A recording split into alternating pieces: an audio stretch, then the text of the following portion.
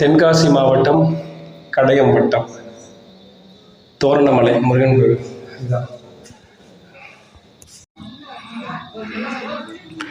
ஒவ்வொரு இடத்துலையும் மண்டபம் கட்டியிருக்காங்க. அந்த மண்டபத்தில் வந்து இந்த மாதிரி ஒரு ஃப்ளக்ஸை வச்சு அதில் வந்து தென் திசை வந்து திருமுருகனிடம் தெள்ளு தமிழ் கற்றறிந்து அதற்கு ஒரு இலக்கணம் வகுத்த அகத்திய மாமுனியே, கபால அறுவை சிகிச்சை தொய்த தோரணமலையில் அழகானதோ ஒரு மண்டபம் தேரையரை சீடராக்கி இத்தலத்திற்கு தந்த குருமுனியே உன்னை போற்றுகிறோம்.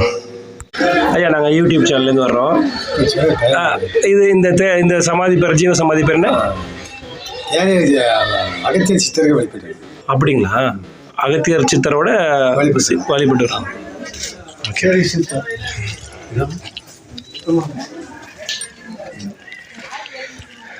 இந்த ஜீவசமாதி நம்ம சித்தரோட ஜீவசமாதி. இது இவங்க என்ன சொல்கிறாங்கன்னா தேரையரோட ஜீவசமாதின்றாங்க.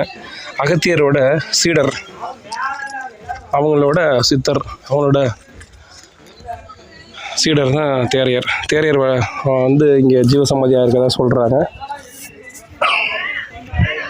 அகத்திய பெருமான் கிட்ட சீடராக இருந்த தேரையர் சித்தர் அவங்களோட ஜீவசமாதின்னு இவங்க சொல்கிறாங்க.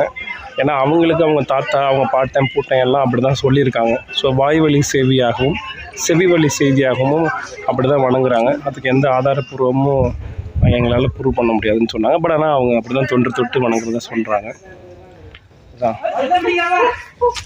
ஓம் நம சிவாய. ஓம் நம சிவாய.